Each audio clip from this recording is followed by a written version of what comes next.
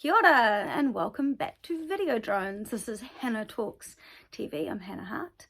I've got a bit of a cold today, so excuse the nasal congestion, but I don't have COVID, so that's good. So anyone who knows me will know that I'm quite a large fan of true crime. I'm also a very big fan of documentaries, and so when these two meet, some wonderful things can happen. And recently me and Nick watched Curse of the Chippendales from 2021, and it was really good. It's very digestible. It's only 4 episodes, so you can get through it in a couple of nights or all in one night if you want to binge it. It's very bingeable. It's by the creators Jonathan and Simon Chinn, who I found out are actually cousins, and they're like the producers of this. They've done some really, really good stuff. Jonathan's done like Searching for Sugar Man and Man on a Wire, so they're really acclaimed. They've had some awards, I think, some Oscars, not that that necessarily means anything, but you know, they're very well established producers and they've done some really interesting work. And the director is a guy called Jesse Vile, who did Gypsy's Revenge, and yeah, I mean, that's a really, really good documentary. If you are interested in the Gypsy Rose Blanchette story, and oh boy, it's a fascinating story. It's kind of one that I'm semi-obsessed with. There is absolutely fantastic TV series featuring Patricia Arquette as the mother, by Nick Antosca, who's someone I'm also like, just think everything he does is amazing. He was behind the brand new cherry flavor that came out on Netflix not long ago, which is so good.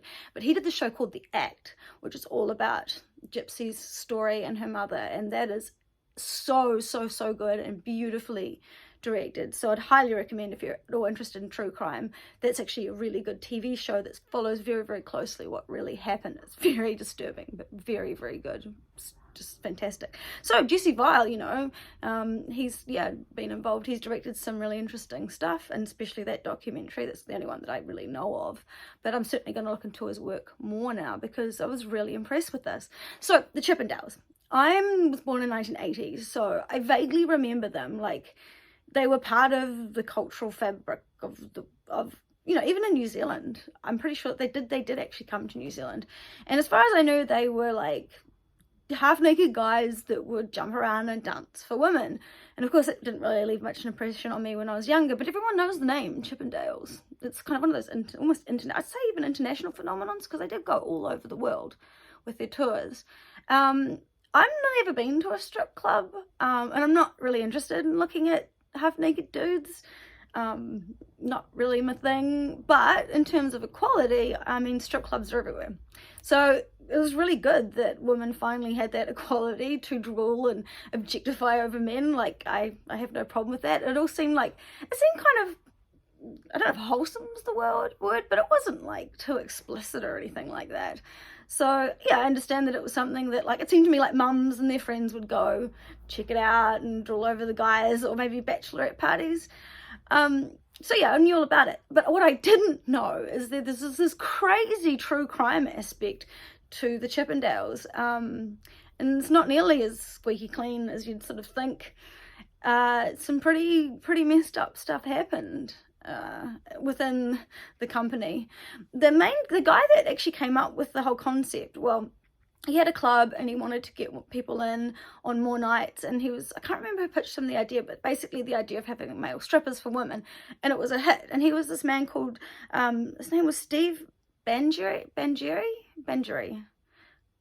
think, Bandri, yeah, and he's originally from India, but you know, didn't have much of an accent. So he definitely like come here when he was quite young, and he built up this quite successful club. So he was the main guy behind it, but he was very lacking in charisma. He was very awkward in front of the camera.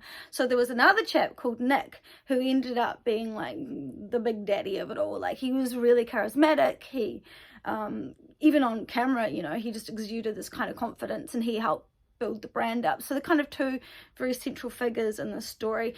The documentary has really great people that they've interviewed. There's some consistent people. There's there's the lawyer that was involved, was Steve's lawyer, and a couple of the dancers, and then other people that involved in production, and like some wives, some girlfriends, people that were involved. And all of these people are very interesting and engaging, and some people would say that Nick was a total dick and people didn't like him at all, but then again there was this woman that he worked very closely with that just adored him and thought he was a visionary and amazing. So I like how there's that balance. There's no real agenda being pushed either way. It's quite neutral. In fact, at times it seems almost detached from some pretty awful things that happened, but it's just telling the story without too much emotion. There's some of the people they've interviewed obviously have some emotional responses, and I don't know if it's just the men that they chose for these interviews, but these guys, these ex-Chippendales, seem like really nice, down-to-earth, good people. I was surprised at how intelligent most of them seemed. You sort of get this in your head that strippers are just dumb chunks of meat, but I mean, this documentary is great in that you get more than that perspective. These guys were actually, they seemed like really nice people, which is great. So I'm hoping that overall, generally, that the people that were employed were just really nice, good people. I mean, as they went on and they got more and more famous, there was some issues with drugs and promiscuity, as you can kind of imagine, especially in the 80s, with all the cocaine and stuff. And all the footage we see of Nick, he seems pretty coked out of his little brain. He even has this wee sniff in it when he's on a talk show, and you think, yeah, that guy was on cocaine, which is never a good drug, it seems. There's no real benefits to this. So we're going right through from like the end of the 70s right through into the 90s, and there's so much footage. It's just so cool. There's all this amazing footage, which I loved seeing, you know, footage from that era, real footage from that era, what people really wore, how people really acted, the fashion, the clothes, the hair, the accessories, all that. I mean, I love all that stuff. So there's a lot of footage. There's a lot of photographs too. It's extremely well researched. I was so impressed with all the material that they had to present this documentary. There was also there's a very VHS feeling to it. It's presented quite creatively. There's bits where you sort of see it on an old TV, some of the interviews, and it's really enjoyable and visually interesting. One thing that I found quite interesting, and me and Nick were like, hang on, there's this, one of the original producers of the show was a guy called, what was his name? Paul Snider, not to be confused with Paul Schneider. Paul Schneider. Okay, so he was one of the producers. He seems like a pretty sleazy guy, and he had a girlfriend who was a Playmate of the Year called Dorothy Stratton. And then it's like, that sounds a lot like something we've recently watched. And it is. Okay, so I won't spoil it for you, but there was this notorious case, this hideous case, that was made into a movie, the last movie by Bob Fosse. And you think, Bob Fosse? Yeah, he did like a true crime, very good movie called Star 80.